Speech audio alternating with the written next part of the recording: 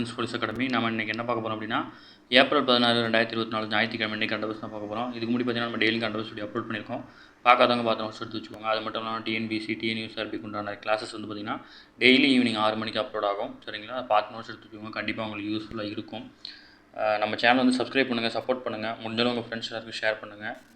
வாங்க ஃப்ரெண்ட்ஸ், இன்றைக்கி கண்டபஸ் பார்த்துடலாம். இந்த பிடிஎஃப் வந்து பார்த்திங்கன்னா நம்ம ஃப்ரெண்ட்ஸ் போலீஸ் அகாடமி அப்படிங்கிற டெலிகிராம் சேனலில் போடுறேன். இதில் வந்து பார்த்திங்கன்னா இந்த திட்டங்களுடைய பயன்கள் பற்றி நீங்கள் தெரிஞ்சுக்கோங்க. கண்டிப்பாக கேட்கறதுக்கு வாய்ப்பு இருக்குது. சரிங்களா, இது நம்ம பார்த்த திட்டம் தான், மறுபடியும் வந்ததுனால நான் அப்படியே கொடுத்துருக்கேன். இதோட பிடிஎஃப் வந்து நம்ம டெலிகிராம் சேனலில் இருக்கும், நீங்கள் எடுத்து யூஸ் பண்ணிக்கலாம். டெலிகிராம் சேனலோட லிங்க் வந்து பார்த்திங்கன்னா நம்ம வீடியோ கீழே டிஸ்கிரிப்ஷனில் கொடுக்குறேன், நீங்கள் அதுலேருந்து எடுத்துக்கோங்க. சரிங்களா, அடுத்து அதாவது பார்த்திங்கன்னா ஏப்ரல் 1 சிரியாவோட தலைநகர் வந்து டமாஸ்கஸ். இது மட்டும் ஞாபகம் வச்சுக்கோங்க. ஓகேங்களா, சிரியாவோட தலைநகர் வந்து டமாஸ்கஸ்.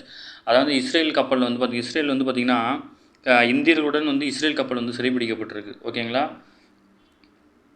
அதாவது பார்த்திங்கன்னா இந்திய மாலுமிகள் வந்து 17 பேர் அதில் இருக்கிறாங்க. சரிங்களா, அதனால் வந்து பார்த்திங்கன்னா சிறைபிடிச்சிருக்காங்கன்னு சொல்லியிருக்காங்க. நம்ம அதில் ஒன்றும் தேவையில்லை. இதில் இருக்க ஒரு சின்ன கொஸ்டின், ஆனால் அந்த டிஎன்யூஎஸ்ஆர்பியில் கேட்கறதுக்கு வாய்ப்பு இருக்குது. சரிங்களா, சிரியாவோட தலைநகரம் வந்து டமாஸ்கஸ், அதை மட்டும் ஞாபகம் வச்சுக்கோங்க. அடுத்து இந்திய அரசியலமைப்பின் தந்தை. ஓகேங்களா, பிஆர் அம்பேத்கர் பிறந்த தினம் ஏப்ரல் 14 இன்றைக்கி. சரிங்களா, இதை மட்டும் ஞாபகம் வச்சுக்கோங்க. இந்திய அரசியலமைப்பின் தந்தை அப்படின்னு அழைக்கப்படுறாரு. School book data. அடுத்து அதாவது பார்த்திங்கன்னா சிறந்த அர்ச்சகர்கள், இசைக்கலைஞர்களுக்கு வந்து பார்த்திங்கன்னா ஆன்மீக அன்பர்களுக்கு உட்பட 50 பேருக்கு வந்து வித்யா பாரதி புரஸ்கார் விருது வந்து ஆளுநர் வந்து கொடுத்துருக்காரு. சென்னை அடையாறில் வந்து பார்த்திங்கன்னா ஆனந்த பத்மநாத சுவாமி திருக்கோயில் திருமண்டபத்தில் வந்து இந்த நிகழ்ச்சி வந்து நடைபெற்றிருக்கு. சரிங்களா, அடுத்தது முக்கியமானது, இதில் இருக்கிற எல்லாமே இம்பார்ட்டன்ட் தான், நோட் பண்ணிக்கோங்க. இந்திய அரசியலமைப்பு சாசனத்தின் வரைவு குழுவின் தலைவராக விளங்கியவர் வந்து அம்பேத்கர். பிரதமர் நேருவின் அமைச்சரவையில் முதல் சட்ட அமைச்சர் இவர் தான். அவரது புகழை போற்றும் வகையில் பார்த்திங்கன்னா வியாசர்பாடியில் உள்ள கலைக்கல்லூரிக்கு வந்து அவரது பேர் சூட்டப்பட்டது. ஓகேங்களா, வியாசர்பாடியில் இருக்கிற கலைக்கல்லூரி கவர்மெண்ட் காலேஜுக்கு வந்து அவருடைய பேர் இருக்குது. அது மட்டும் இல்லாமல் பார்த்திங்கன்னா சட்டக்கல்லூரி, சட்ட பல்கலைக்கழகங்களுக்கும் வந்து பார்த்திங்கன்னா அவருடைய பேர் சூட்டப்பட்டிருக்கு. ஜாதி சமய வேறுபாடுகள் ஒழிப்பதில் அடையாள சின்னமாக விளங்கியவர் அம்பேத்கர். இவர் பிறந்த தினம் வந்து பார்த்திங்கன்னா ஏப்ரல் 14 இன்றைக்கி. இந்த தேதி வந்து பார்த்திங்கன்னா சமத்துவ நாளாக அறிவிச்சிருக்கோம். ஓகேங்களா, இது முக்கியமானது. ஓகேங்களா, யாருடைய பிறந்த நாள் வந்து சமத்துவ நாளாக அறிவிக்கப்பட்டிருக்கிறது அப்படின்னு சொல்லிட்டு கொஸ்டின் கேட்டாங்கன்னா நீங்கள் கரெக்டாக ஆன்சர் பண்ணணும். சரிங்களா, அடுத்து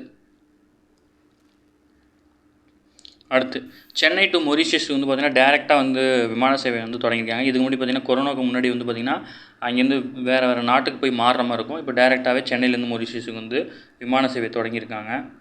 அடுத்தது அதாவது பார்த்திங்கன்னா தற்போது பாஜக ஆட்சியில் வந்து பார்த்திங்கன்னா தமிழகத்துக்கான வரி பங்கீடு வந்து பார்த்திங்கன்னா 42% இருக்குது. ஓகேங்களா, தமிழகத்துக்கான வரி பங்கீடு வந்து பார்த்திங்கன்னா 42% இருக்குது. ஓகேங்களா, அதை மட்டும் ஞாபகம் வச்சுக்கோங்க.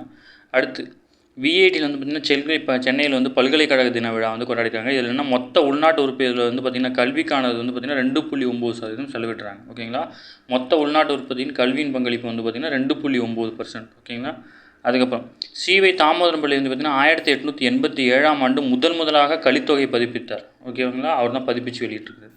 இதில் வேறு ஒன்றும் ஸ்கூல் புக் டேட்டா இல்லை, இதில் இதெல்லாம் வெளியிலேருந்து வர டேட்டா, இது நமக்கு இவ்வளோ தேவையில்லை. அடுத்து சித்திரை நாளோட சிறப்புகள் என்ன கொடுத்துருக்காங்க. தொன்று தொட்டு தமிழில் வழங்கி வரும் சித்திரை திருநாள் சித்திரை வைகாசி முதலிய 12 மாதங்களுக்கு வந்து தொல்காப்பியர் வந்து இலக்கண விதி வந்து எழுதியிருக்காரு. இல்லை 12 மாதங்களிலும் இகர ஈறு ஐகார ஈறு பெற்று முடியும். ஓகேங்களா, இந்த 12 மாதங்களும் பார்த்திங்கன்னா இகர ஈறு ஐகார ஈறு பெற்று முடியும். ஓகேங்களா, 12 மாதங்களிலும் சித்திரை மாதம் ஐகார ஈற்றில் முடியும் மாதமாகும். தொல்காப்பியர் ஒரு ஆண்டை வந்து கார்காலம், கூதிர்காலம், முன்பனிக்காலம், பின்பனிக்காலம், இளவேநீர் காலம், முதுவேநீர் காலம் 6 பெரும்பொழுதுகளாக பிரிச்சிருக்கார். ஓகேங்களா, இது முக்கியமான கேள்வி. ஓகேங்களா, தொல்காப்பியர் வந்து ஒரு ஆண்டை வந்து 6 பெரும்பொழுதுகளாக பிரிச்சிருக்கிறார். ஓகேங்களா, சித்திரை வைகாசி ஆகிய இது இரண்டும் பார்த்திங்கன்னா இளவேநீர் காலத்தில் குறிப்பிட்டிருக்கிறாரு.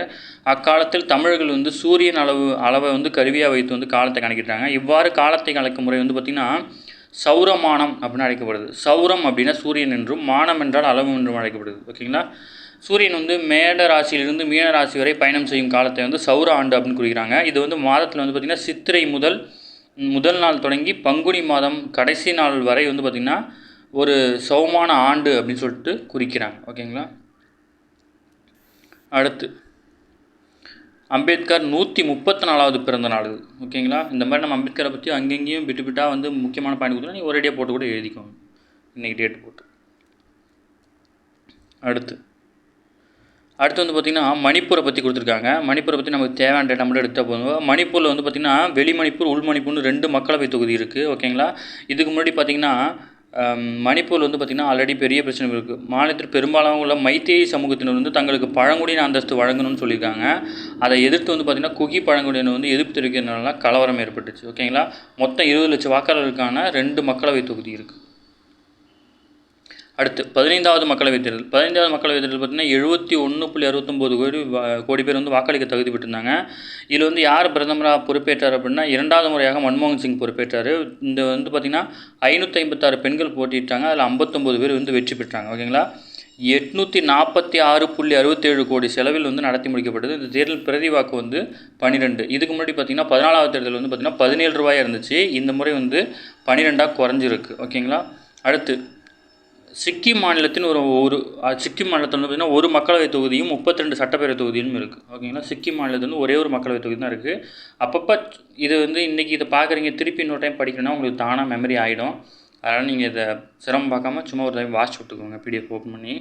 அடுத்து ஒடிசா தலைநகர் புரியில் வந்து பார்த்திங்கன்னா கிராண்ட் சாலையில் அமைக்கப்பட்டுள்ள சங்கு சிற்பம் வந்து தேர்தல் ஆணைய விதிப்படி வந்து துணியால் மூடப்பட்டிருக்குது.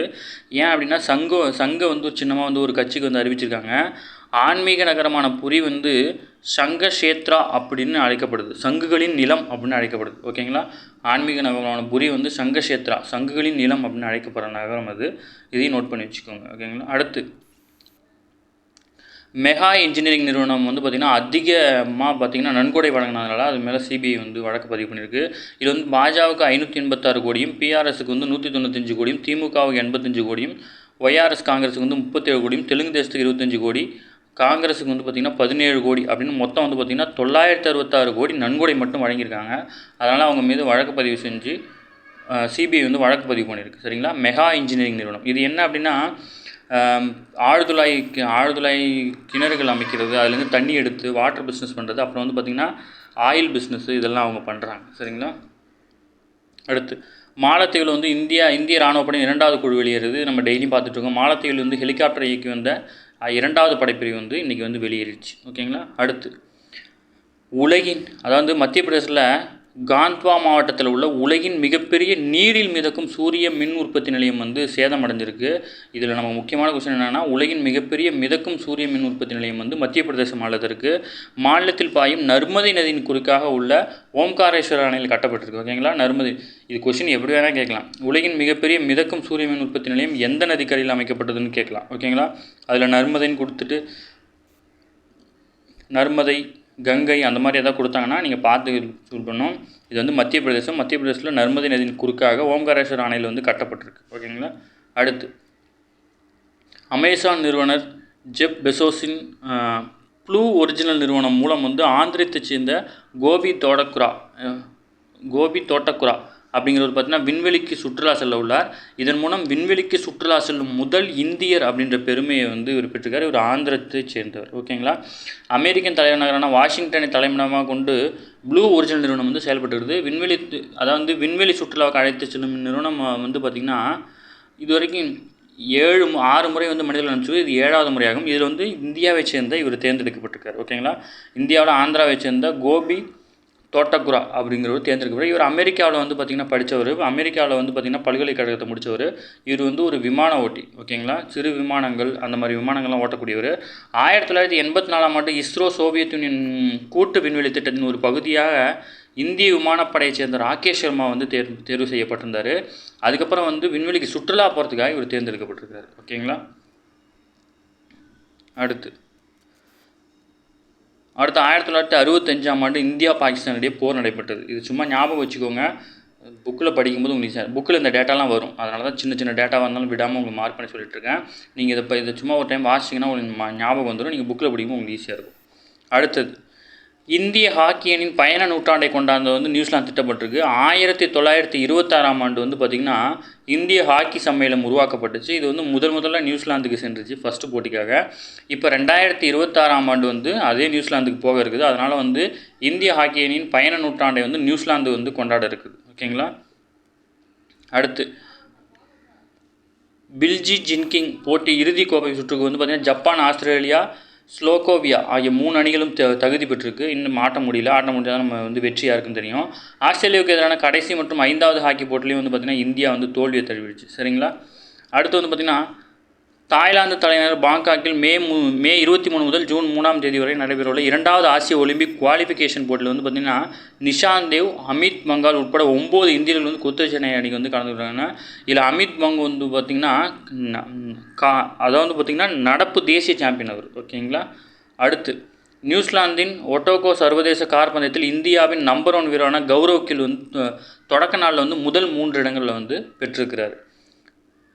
அடுத்து கிர்ஜிஸ்தான் தலைநகர் பிஷ்கெஸ்கில் ஓகேங்களா நடைபெற்று வரும் ஆசிய சீனியர் மல்யுத்த சாம்பியன் போர்டில் பார்த்திங்கன்னா இந்தியாவின் ராதிகா வந்து 68 கிலோ பிரிவில் வந்து இறுதிக்கு தகுதி பெற்றிருக்காரு. இவர் கஜகஸ்தான் அன்பினாவை தொடக்க சுற்றில் வந்து தோல்வி அடைச்சி தங்கப்பதக்க சுற்றுக்கு வந்து இப்போ போக இருக்கிறாங்க. ஓகேங்களா. அதே சுற்றில் வந்து பார்த்திங்கன்னா 50 கிலோ எடை பிரிவில் இந்தியாவின் சிவானி வந்து 9க்கு 7 என்ற புள்ளி கணக்கில் வந்து பார்த்திங்கன்னா வெண்கல பதக்கம் வென்றிருக்காங்க. ஓகேங்களா. அடுத்து முக்கியமானது இது வந்து சுற்றுச்சூழல் அப்படின்ற டாப்பிக்கில் வருது. கரண்ட் அஃபேர்ஸ் கண்டிப்பாக நோட் பண்ணுங்கள். இந்தியாவில் கடந்த 24 ஆண்டுகளில் 23 லட்சம் ஹெக்டேர் பரப்பிலான மரங்கள் வந்து அழிக்கப்பட்டிருக்கு. 2022-23 வரையிலான காலகட்டத்தில் வந்து 4.14 லட்சம் ஹெக்டேர் பரப்பிலான ஈரமான முதன்மை காடுகள் வந்து அழிக்கப்பட்டிருக்கு. ஓகேங்களா. இதெல்லாம் சர்வதேச ஆய்வில் சொல்லியிருக்கிறாங்க. 2001 முதல் 2022 வரை இந்தியாவில் காடுகள் வந்து 5.1 கோடி கண்ட அளவில் வந்து கரியமில வாயு வந்து உமிழ்ந்து இருக்குது. இதே காலகட்டத்தில் வந்து பார்த்திங்கன்னா 14.1 கோடி டன் அளவிலான கரியமில வாயு வந்து நீக்கப்பட்டிருக்குது. ஓகேங்களா. இதன் மூலம் ஆண்டுக்கு மொத்தம் 8.9 கோடி டன் வந்து அளவிலான கரியமில வாயு வந்து சேமிக்கப்பட்டிருக்கு. இதில் முக்கியமானது என்னென்னா உணவு மற்றும் வேளாண்மை நிறுவனமான FAO வெளியிட்ட தரவுகளில் கடந்த 2015 முதல் 2020 வரை இந்தியாவில் ஆண்டுதோறும் 6.68 லட்சம் ஹெக்டேர் பரப்பளவிலான மரங்கள் வந்து அழிக்கப்பட்டது. இதன் மூலம் மர அழிப்பில் உலக அளவில் இந்தியா 2ஆம் இடத்தில் உள்ளது. ஓகேங்களா. இது முக்கியமானது. மரங்களை அழிக்கிறது வந்து பார்த்திங்கன்னா உலக அளவில் வந்து இந்தியா வந்து 2வது இடத்துல இருக்குது. சரிங்களா. அடுத்து நாட்டிலேயே அதிகப்படியான மரங்கள் அழிக்கப்படும் மாநிலங்களில் வந்து பார்த்திங்கன்னா அஸ்ஸாம் முதலிடத்திலும் அதுக்கு அடுத்தபடியாக மிசோரம், அருணாச்சல பிரதேசம், நாகாலாந்து, மணிப்பூர் ஆகிய மாநிலங்கள் இருக்குது. ஓகேங்களா. இந்தியா வந்து 2வது இடம். இந்தியாவில் வந்து பார்த்திங்கன்னா அஸ்ஸாம் முதலிடம். ஓகேங்களா. அஸ்ஸாம், மிசோரம், அருணாச்சல பிரதேசம், நாகாலாந்து, மணிப்பூர். ஓகேங்களா. அடுத்தது 1990 வந்து பார்த்திங்கன்னா சோவியத் யூனியன் வந்து பிளவு ஏற்பட்டுச்சு. ஓகேங்களா. நேட்டோ அமைப்பில் உக்ரைன் இணைவுக்கு எதிர்ப்பு தெரிவித்து இந்த நாட்டின் மீது 2022 பிப்ரவரி மாதம் 24ஆம் தேதி முதல் வந்து பார்த்திங்கன்னா போர் தொடுத்துட்ருக்கு. ஓகேங்களா. அடுத்து வந்து பார்த்திங்கன்னா அவ்வளோதான் ஃப்ரெண்ட்ஸ். இன்றைக்கி கரண்ட் அஃபேர்ஸ் அவ்வளோதான். இன்றைக்கி நம்ம முக்கியமானதான் பார்த்துருக்கோம். நான் அந்த PDF சேர்த்து லிங்க் குரூப்பில் போட்டு வரேன். நீங்கள் கண்டிப்பாக எடுத்துக்கலாம். அதனோட லிங்க் வந்து பார்த்திங்கன்னா நம்ம டிஸ்கிரிப்ஷனில் இருக்கும். அதில் கிளிக் பண்ணி நீங்கள் ஜாயின் பண்ணிக்கோங்க. சரிங்களா. டெய்லி வந்து பார்த்திங்கன்னா ஈவினிங் 6 மணிக்கு வந்து பார்த்திங்கன்னா TNPSC TNSRBக்கு தேவையான ஸ்கூல் புக் வைஸ் ஒரு டாப்பிக்காக போயிட்டுருக்கோம். இப்போ பார்த்திங்கன்னா அளவீடுங்கிற டாபிக் வந்து முடிக்க போகிறோம். அளவீடுகள் வந்து 6th 7th 8th முடிச்சாச்சு. 9th டாபிக் மட்டும் இருக்குது. அதை முடிச்சிடுவோம். அடுத்து வந்து பார்த்திங்கன்னா தமிழ்லேயும் வந்து பார்த்திங்கன்னா 6th தமிழ் வந்து முடிக்க போகிறோம். முடிச்சுட்டு அடுத்தடுத்த டாபிக் போயிட்டே இருக்கும். சரிங்களா. நம்ம சேனலை சப்ஸ்கிரைப் பண்ணுங்கள், சப்போர்ட் பண்ணுங்கள், ஷேர் பண்ணுங்கள். Thank you friends.